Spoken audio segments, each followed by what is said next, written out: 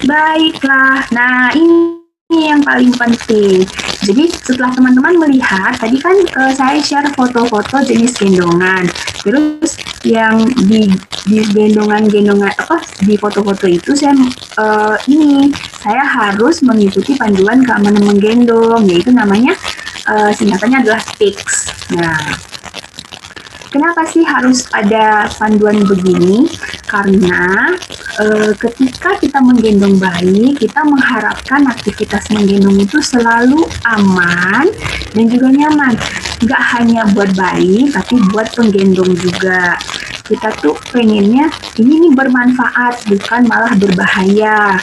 Lalu bukan merasa terbebani, karena kalau dari pengalaman saya pribadi dengan mengikuti TICS, kita itu malah merasa memang lebih nyaman dibanding kita tidak follow TICS gitu. Nah, gimana sih, apa aja sih yang dari TICS ini? Gendongannya tuh ketat. Ketika gendongan ketat, bayi itu kan pasti tersupport dengan baik ya. Nah itu jadi lebih aman, bayinya nggak goyang-goyang gitu. Apalagi bayi yang masih kecil, karena dia kan belum punya kontrol torso ya, belum punya kontrol tubuh. Terus pasti ibunya juga kalau misalnya gendongannya ini bayinya goyang sini kan itu berbahaya ya. Lebih baik ketika ketat dia akan stay begitu. Nah, in view all times, bayi selalu terlihat. Nah, kita tuh nggak mau ketika kita menggendong bayi, bayinya tuh tenggelam dalam gendongan. Makanya kita harus membeli gendongan yang sesuai dengan usia bayi, dengan tinggi badan bayi, berat badan bayi. Jadi jangan pakai gendongan yang kebesaran misalnya. Jadi bayinya tertutup sama gendongan gitu loh. Kalau bayinya sudah tertutup, nah itu kan kita nggak tahu apakah jalur nafasnya tetap aman atau enggak gitu. Apakah dia masih bernafas atau enggak. Kita pikir dia tidur, tapi kan ternyata jalur nafasnya terganggu gitu. Nah, terus ada close enough to kiss. Kalau gendong itu posisinya tuh di dada ibu, bukan di perut gitu, jangan di bawah. Ini benefitnya apa? Untuk ibu yang pasca bersalin bisa membantu memperbaiki postur tubuh. Selain daripada mudah terlihat, ini akan bermanfaat buat ibu. Gimana? Ketika ibu menggendong di atas itu jadi membantu memperbaiki postur tubuhnya pasca melahirkan. Karena kan ketika kita hamil itu kan jauh ya, center of gravity kita tuh berpindah gitu. Karena kan perut juga kan di bawah. Kalau kita masih sama gendongnya di perut, itu masih tetap akan jadi sama kayak hamil gitu. Apalagi yang tidak menjaga postur tubuh yang sangat bikin low back pain misalnya, sakit pinggang yang terus-terusan. Nah itu bisa dibantu diperbaiki dengan menggendong posisinya tuh bayinya tuh tinggi gitu. Tapi jangan ketinggian juga ya, jangan sampai menutupi pandangan ibu, tapi cukup di dada aja udah gitu. Tapi kalau anaknya masih kecil-kecil itu memang cocoknya di dada, nah dekat sama jantung ibunya gitu. Jadi dia akan lebih nyaman, karena sama kayak kondisi lagi di dalam rahim itu kan dekat sama organ tubuh ibunya, mendengar detak jantungnya gitu, jadi nyaman. Nah, lalu kita ke keep chin of the chest. Nah, kenapa? Coba kalau teman-teman praktek aja ya kayak begini. Kayak begini tuh nggak enak loh. Kita merasa ketika kita menunduk kayak begini, kan bayi itu kan digendong secara tegak lurus. Secara otomatis kalau tidak tertahan kepalanya, dia akan menunduk gitu ya. Terus itu akan menutup jalan nafas dia, jadi kasihan, nggak bisa bernafas dengan baik. Nah, gimana caranya? Ini tergantung ya. Biasa kalau bayi yang sering digendong secara tegak lurus itu biasanya tuh sudah kuat lehernya. Tapi kalau misalnya dia bobo, gimana? bisa dimiringin gini. Oh sorry ya, ini dia nggak bisa gerak lehernya. Jadi bisa di pipinya gitu loh, di pipinya di dada penggendong misalnya gitu. Jadi lebih ini kayak lebih aman daripada bayinya tertunduk gitu. Oke? Ini yang paling penting untuk jalur nafas ya, agar lebih aman. Oke, lalu supported back. Nah, ini sama dengan tight tadi. Kalau sudah ketat, pasti belakangnya juga akan tersupport dengan baik. Nah, bayi-bayi kecil tuh kayak gimana supportnya? Kalau bayi kecil di bawah batas ini ya, di bawah batas telinga ini sampai ke ini. Ini maksimumnya tuh sampai di bawah telinga aja, oke? Karena kita pengennya ini nggak mau dia tenggelam. Ica, mungkin ini kali ya di stop share dulu biar Mbak Ica-nya mukanya kelihatan lebih besar. Kalau di sini kan kecil. Biar pada lihat. Stop share aja dulu kali ya. Jadi tips-nya tuh gimana sih gitu? Waktu saya awal-awal apa gimana sih tips? Saya bingung juga. Nah, jadi kalau ketika kita gendong bayi tadi ketat seluruh badannya, ini seluruh badan tertopang dengan baik. Terus bayinya tuh posisi tegak lurus, tinggi gitu. Jadi tapi nggak tinggi sampai nutupin ibu, tapi cukup di dada aja ya, cukup di dada. Nah, terus apa? Bayinya selalu bisa terlihat ya, jangan sampai tenggelam dalam gendongan. Kalau tenggelam dalam gendongan kita nggak tahu dia masih bernapas atau enggak, kan itu bahaya ya, bahaya banget. Karena memang ada kejadian bayi yang lemas dalam gendongan, jadi kita nggak mau itu terulang lagi. Makanya kita selalu bertanjukan dengan tips. Gitu. Terus, nah supported back yang tadi. Jadi kalau bayi kita kan nggak mau, dia kan belum ada kontrol kepala nih, tapi kita mau support dia dan kita nggak mau dia tenggelam dalam gendongannya. Nah, kainnya itu sebatas di sini. Ini jadi di batas telinganya. Kalau baby-baby kecil yang kayak, Mbak, anakku kan masih baru lahir gitu loh, gimana mau support? Kan ada yang takut kan dia sampai kayak begini nih. Saya pernah lihat soalnya, Mbak kenapa digituin? Saya takut kepalanya goyang-goyang gitu. Enggak, jadi supportnya tuh di batas bawah telinganya, nggak apa-apa. Jadi jangan sampai kita menutupin kepala aja ya. Jadi segini, nah gitu. Nah, jadi kan segini deh. Ya, nah, jadi ini sudah tersupport dengan baik kok. Kalau udah kayak begini, gitu. Jadi, ya. Udah cukup terbayang. Mudah-mudahan terbayang. Ntar kalau teman-teman ada yang mau tanya bisa lihat ya. Kalau yang belum terbayang tuh coba lihat-lihat aja foto yang tadi kan jenis-jenis gendongan tuh. Nah, gendongan ergonomis kan, saya kan gendongnya tuh ada yang dia modal tuh. Nah, bisa dilihat gendongnya itu posisinya seperti apa. Yep. Oke. Lanjut aja ya. Lanjut, Mbak. Ya. Oke. Oke, nah kalau bicara tentang manfaat itu banyak banget ya, banyak sekali. Tapi ini sedikit kita share aja di sini.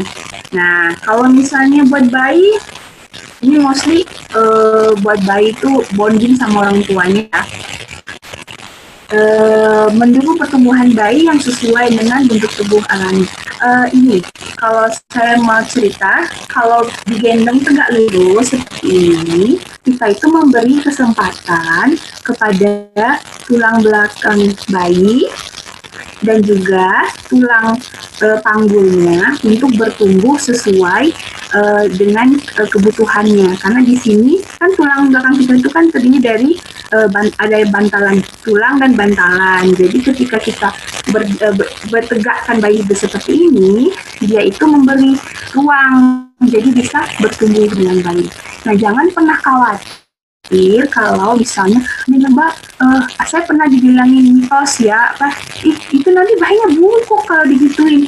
Loh kan bayi kan memang dia belum tegak ya, belum belum seperti orang dewasa yang bahkan bentuknya bisa melengkung begitu, es gitu.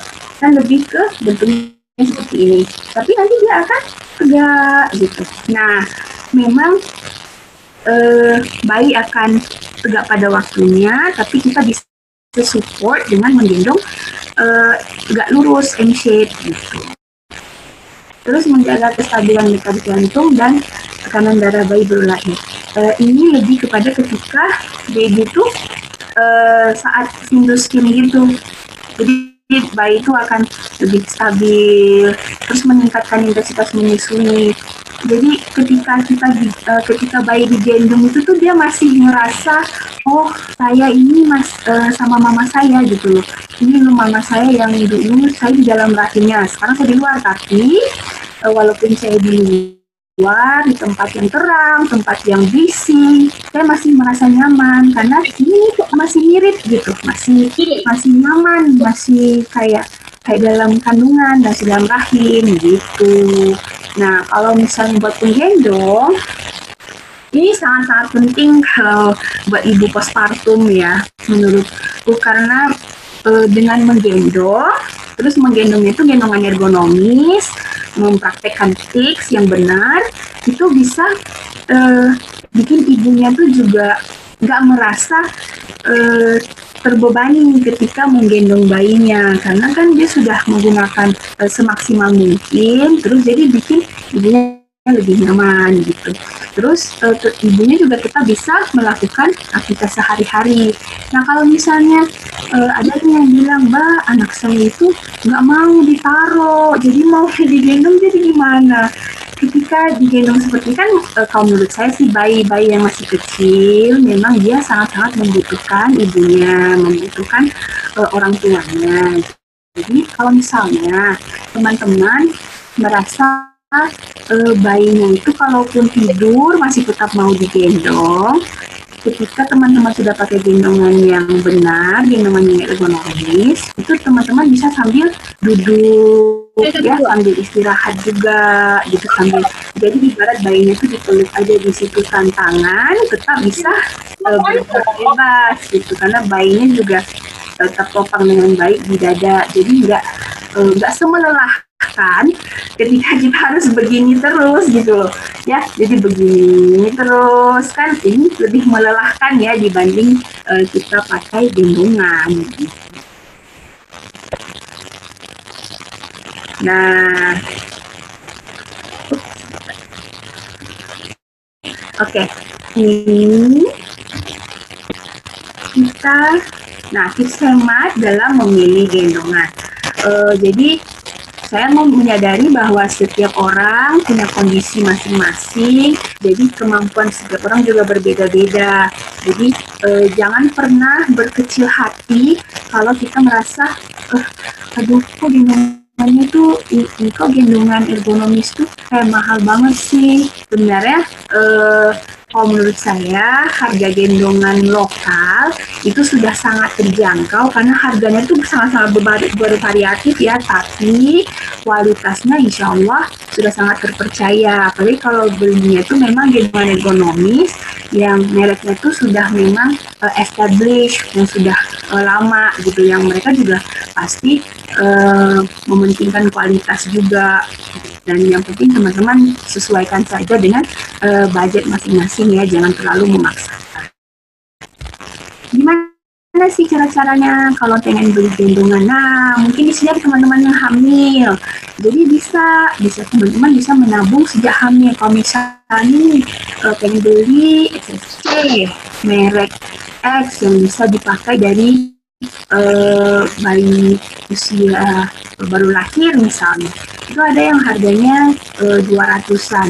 Nah, teman-teman bisa bikin kalkulasi misalnya, kalau ini harga 200, saya pengen belinya nanti sebulan sebelum bayi lahir, kira-kira berapa ya gitu. Nah, bisa disisihkan dari uang belanja misalnya.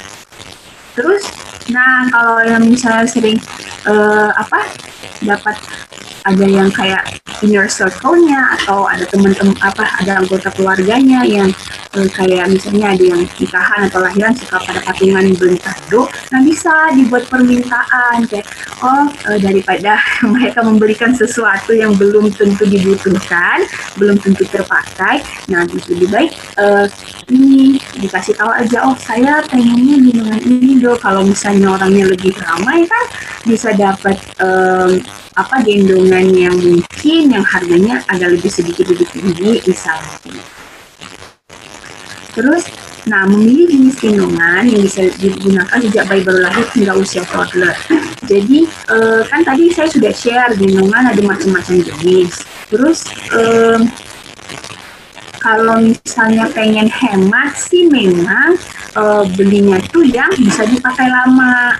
Jadi teman-teman nanti bisa cek aja yang mana sih yang paling oke sama teman-teman. Nah yang paling penting nih, cuman ini agak sulit ya karena kalau gendongan ergonomis tuh jarang tersedia di baby shop. Jadi kalau teman-teman punya kesempatan, cobalah dulu sebelum membeli. Jadi agar memang bisa dapat gendongan yang sesuai dengan kebutuhan teman-teman, memang cocok. Karena seperti yang saya jelaskan tadi, gendongan itu tidak cocok-cocokan, cocok di saya belum tentu cocok sama teman-teman. Jadi kalau nanya sama seller, misalnya saya ini lagi promosikan, pasti saya bilang gendongan ini bagus, gendongan ini cocok sama teman-teman. Tapi kalau sebagai konsultan, saya tuh pasti akan nanya banyak banget. Saya nanya, Mbak anaknya usia berapa, tinggi badannya berapa, berat badannya berapa, Mbak suka pakai yang seperti apa gitu. Jadi memang lebih enak tuh kalau bisa teman-teman coba. Nah kalau nyoba kan baby shop sih biasanya gendongan yang non-ergonomis yang banyak. Nah bisa ke komunitas gendong terdekat. Tapi karena sekarang lagi pandemi, jadi mungkin harus secara privat aja mungkin ya, secara personal ke komunitas gendongnya gitu. Ada juga nih yang bisa kalau pengen hemat dengan menyewa terlebih dulu bisa nyewa untuk beberapa waktu tertentu, memang kita nggak akan beli gitu, ataupun menyewa sebelum kita membeli, sebelum diputuskan untuk membeli. Jadi gimana menyewa gendongan? Jadi kalau sewa gendongan tuh kayaknya sekarang banyak seller-seller yang juga buka jasa persewaan gendongan. Terus bisa juga ada komunitasnya nih, Indonesian Sling Library. Itu memang mereka punya beragam gendongan yang khusus disewakan. Terus bisa juga ke komunitas gendong yang terdekat sama teman-teman gitu. Nah, ini yang paling penting. Membeli merek lokal yang original dan harga juga terjangkau. Saya ingin reminder aja sebenarnya ada merek import yang kayaknya banyak banget di marketplace, tapi dia itu harga aslinya ada sekitar 3 juta ke atas, tapi kalau yang palsu itu 300-an. Dan diharapkan teman-teman tidak menggunakan yang itu ya, karena kalau kita pakai gendongan palsu itu kan sama, kalau dari sisi agama juga kita kan tidak diperbolehkan ya membeli barang yang seperti itu, karena itu mengambil keuntungan dari orang lain secara haram lah istilahnya tuh. Terus kalau beli gendongan yang palsu kita tuh nggak ada garansi. Jadi berbanding ini kita membeli gendongan original yang ada, kita tahu produsennya di sini gitu, kita bisa klaim misalnya terjadi apa-apa dengan gendongannya. Jadi lebih baik membeli gendongan merek untuk saran saya sih memang membelilah gendongan merek lokal yang original. Nah, ada nih kalau misalnya kepengen beli yang pre-love aja. Nah, kalau beli gendongan pre-love, teman-teman harus lihat track record dari penjual. Apakah memang dia orang yang menjaga gendongannya dengan baik, atau dia orangnya sembarangan aja misalnya. Jadi terus dilihat dulu, diminta fotonya, diminta foto Pak, sebentar ya. Pak. Ini beneran ya. Dia kayaknya lagi telepon. Nah, kalau misalnya beli gendongan pre-love, itu minta fotonya, minta foto sedetail-detailnya. Kalau misalnya kita tuh nggak bisa ketemu ya sama orang yang jual gendongan pre-love-nya, itu minta foto yang detail, ditanyain, Mbak kondisi gendongannya gimana, ini masih bagus nggak, ada yang pudar nggak, ada yang rusak nggak, ada misalnya ada yang bolong nggak gitu loh, yang hal-hal kecil yang kayak ini snap buttonnya masih ada nggak gitu, buckle-nya masih berfungsi dengan baik nggak gitu. Jadi memang kita harus bertanya karena kan kita nggak tahu ya, mungkin belinya tuh mungkin ada di grup, ada grupnya ya. Kalau di Facebook itu ada grup jual beli gendongan pre-love yang memang pada posting foto gitu. Tapi kalau pengen detailnya tuh harus ditanya terus gitu, karena memang ada pengalaman yang kayak teman-teman yang beli misalnya, udah datang nih gendongan pre-love-nya, ternyata kurang bagus, kayak woven wrap-nya tuh misalnya nih ada benang-benang banyak yang keluar, itu namanya full kalau di istilah di woven wrap. Jadi banyak, terlalu banyak sampai kayak orang yang beli tuh feel duluan gitu. Terus ada yang beli ternyata ada noda yang tidak dikasih tahu sebelumnya gitu kan. Walaupun noda tidak mengurangi fungsi, tapi kan setidaknya jujur gitu, sih ini loh Mbak ada noda sedikit tapi nggak bisa hilang. Jadi memang agak kalau mau beli pre-love boleh aja, asalkan kita memang prosesnya itu kita memang cari yang paling kita tanya-tanya dulu sebelum kita putuskan untuk membeli.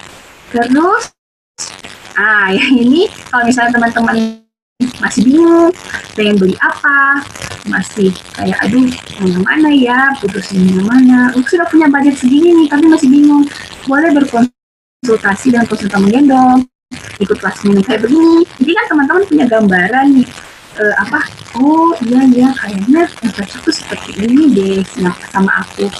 Terus, nah yang paling kalau dulu juga saya merasakan manfaatnya adalah bergabung dengan komunitas gendong terdekat. Jadi kalau biasanya di komunitas gendong tuh walaupun sekarang pandemi, tapi mereka kan ada WhatsApp group biasanya ya. Nah biasanya tuh suka kalau ada member-member nanya-nanya gitu, bisa nanti dibantu jawab. Oh Mbak, kalau Mbak ini yang cocok, mungkin bisa nyoba gendongan ini X, gendongan A, gendongan B gitu loh, dengan sesuai. Jadi teman-teman yang lebih berpengalaman dalam menggendong akan membantu teman-teman yang baru yang sedang mencari gendongan gitu. Nah, ini nanti kita akan praktek bersama. Oke. Udah kayaknya ya. Mbak Lia, kita prakteknya sekarang kah? Boleh Mbak. Mbak, saya izin ke toilet sebentar ya. Gampang, silakan. Maklum. Bentar ya. Ya, saya udah boleh siapkan dulu jarinya ya. Ya, siapkan dulu ya. Oke. Nah, ini nanti kita selama Ica dari toilet kita coba praktek. Ini contohnya. Sebenarnya memang menggendong itu, mungkin saya bisa sharing dulu ya waktu saya akhirnya temu gendongan yang saya sekarang pakai gitu ya. Dulu di awal menggendong saya nggak mau langsung beli, biasa kan mama mengirit gitu ya. Dulu waktu awal-awal saya udah melahirkan tuh ya. Jadi saya beli gendongan itu sebelum melahirkan, setelah melahirkan. Sebelum melahirkan mah nggak beli apa-apa. Terus dapat kado kan, mereknya apa ya waktu itu, Geos gitulah ya, yang gampang dipakai gitu. Terus ternyata badan saya besar sama seperti Mbak Ica, badannya besar. Jadi pakai Geos itu nggak muat, nyesek gitu ya. Pas kan kalau dari saya lihat tutorialnya caranya gimana sih cara pakainya gitu ya, dipakai ternyata kurang muat. di badannya besar, payudaranya besar gitu kan, terus bayinya besar, waktu itu bayinya 3,7, nyesek banget, itu nggak cocok. Akhirnya terus dapet kado lagi waktu itu, tapi ternyata tidak sesuai dengan standar gendongan yang kalau kata orang-orang. Waktu itu saya belum kenal Mbak Ica, belum bisa tanya-tanya. Si pahanya itu tidak tersupport sampai apa namanya Mbak ya, knee to knee gitu ya Mbak ya, lutut ke lutut gitu lah pas lagi itu tuh. Jadi dia nggantung gitu di paha, kurang pas. Nah, yang menyelamatkan saya sebenarnya adalah di awal tuh jari. Karena ada di rumah buat proses lahiran kan waktu itu, dan bisa dilihat cara tutorialnya di YouTube gitu. Itu membantu banget dengan kondisi saya waktu itu, punya gendongan cuma 2, nggak cocok dua-duanya, mau beli bingung. Nah ya udah pakai jarik. Nah jadi teman-teman nanti bisa nih, kalau dengan jarik ini bisa ada gambaran, paling nggak bisa dipakai dulu sebelum akhirnya nanti beli yang beneran, maksudnya beli yang cocok gitu ya. Mangga Mbak Ica.